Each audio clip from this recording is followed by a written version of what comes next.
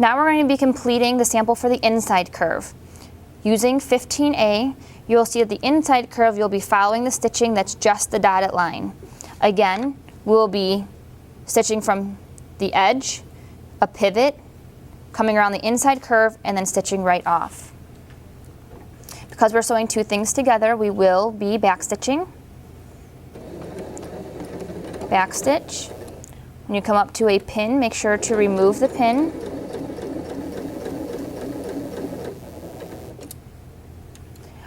We're going to be pivoting again, so you're going to come forward. When you get close to the edge, make sure that your needle is in the down position.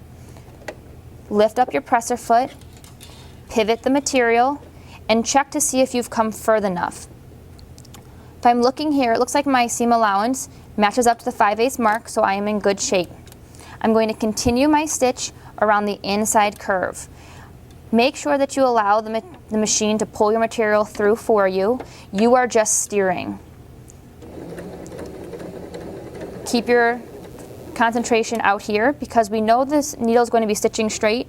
We just want to make sure that we're steering in a nice, smooth manner. So we're going to come around, bring the pin out. If you feel like you're losing it, go ahead and slow down. There's nothing for speed here. We're looking for nice, accurate stitching. Pull the pin out when you get to it.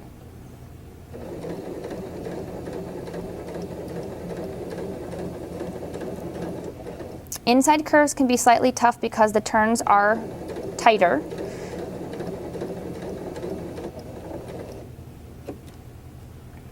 We are going to be stitching right off the edge.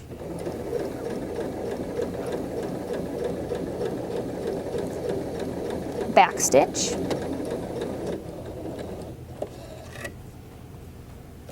When we look at our sample, you will see an inside curve has been stitched. When we did the outside, we did a notch. When we are doing an inside curve, we're going to be doing a clip. A trick to remember this is inside starts with an I and clip has the letter I in it. So when you're trying to determine which technique to do, refer back to your vowels. So a notch was cutting a small triangle into the seam allowance. This time we're going to be cutting just clips up to the seam but not through the seam.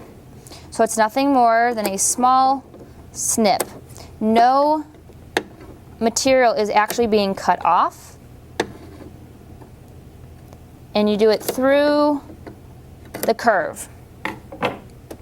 You don't have to do little snips all the way through. You're just looking to relieve some of the pressure. So now what happens is when we flip this, it allows for this material on the inside to overlap a little bit. By doing that, it's going to ease the tension and allow the material to lay nice and flat. So your inside curve has clips, but no material is actually cut off.